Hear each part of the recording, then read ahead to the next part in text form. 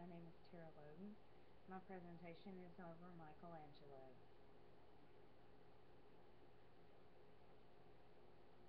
Michelangelo Buonarroti was born in Capri, Tuscany. His family moved back to Florence, where they were from, shortly after his birth. His father's name was Levitica di Leonardo di Venere di Samani. His mother's name was Francesca di Neri del Mignata di Siena. In Michelangelo's early life, he apprenticed painting with Domenica Ghirlandaio. His father persuaded Ghirlandaio to pay the 14-year-old, which at the time was very rare. In sculpture, he apprenticed with Bertoldi di Giovanni. And from 1489 through 1492, Michelangelo attended Lorenzo de' Medici's school. He was influenced by many prominent people who modified and expanded his ideas on art while there at the school. He also at that time obtained permission from the Catholic Church to study cadavers.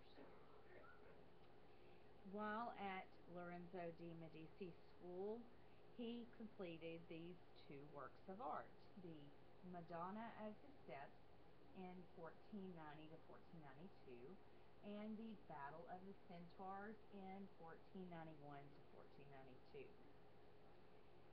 In 1492, Lorenzo de' Medici died, which caused a lot of political strife, and Michelangelo fled to Bologna at that time, where he continued his studies. In 1495, Michelangelo returned to Florence to begin work as a sculptor. In 1496, Michelangelo is summoned to Rome as a result of the Cupid, which was a sculpture that he carved, and it was aged fraudulently and then sold to the Cardinal Riario as an antiquity. In 1497, while in Rome, he did create his masterpiece, the Pieta, and this is the Pieta. And in 1501, Michelangelo returned to Florence, a famous sculptor.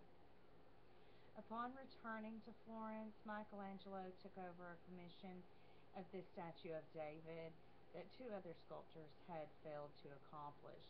The statue was made from a 17-foot block of marble. David became the symbol of the Republican freedom, courage, and moral virtue, a prized representative of the city of Florence. And this is Michelangelo's David. In 1505, Pope Julius II summoned Michelangelo back to Rome to design his tomb. A freestanding shrine with over 40 statues was Pope Julius's vision. However, due to quarrels between the two as well as other demands of the artist at the time, the work was never completed. Pope Julius had other grand visions in mind at the time, which included Michelangelo painting the ceiling of the Sistine Chapel. Originally to include the 12 apostles, Michelangelo, his imagination fueled the more than 300 figures of the ceiling of the Sistine Chapel, and this is the painting on the Sistine Chapel. Michelangelo completed and unveiled this in October 31st of 1512, and the chapel ceiling is 133 feet by 46 feet, approximately 65 feet high. Michelangelo continued with his work of the tomb of Pope Julius II for several decades after his passing, which was in 1513. However, his focus became more on architecture. He designed the Medici Chapel at and the Laurentian Library.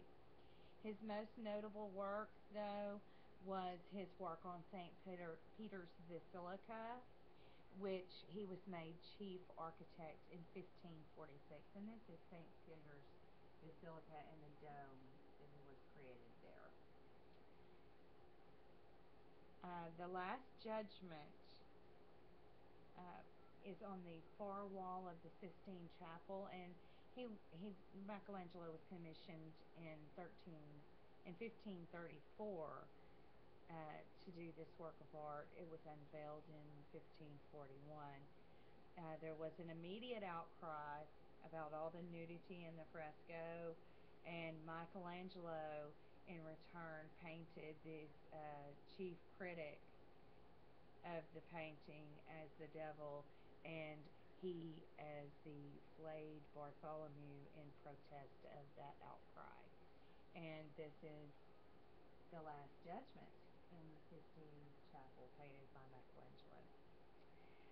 The Julius tomb, the tomb of the Pope Julius II, is one that was never finished. Started in 1505, it was to be a grand mausoleum of 40 statues and sculptures. However, after 40 years, it was finally completed on a much smaller scale, and this is St. Julius' tomb. Michelangelo, his sculptures and paintings laid the way to a literary form in his later years. The only woman he ever befriended was Vittoria Colonna, the Marchioness of Pescara. Received more than 300 poems and sonnets throughout their friendship until her death in 1497. The letters, sonnets, and poems usually had drawings and sketches included in them, and most were autographed with his name, and this is a sample of one of those sonnets. And this concludes my Michelangelo presentation, and my last slide is my works cited. Thank you.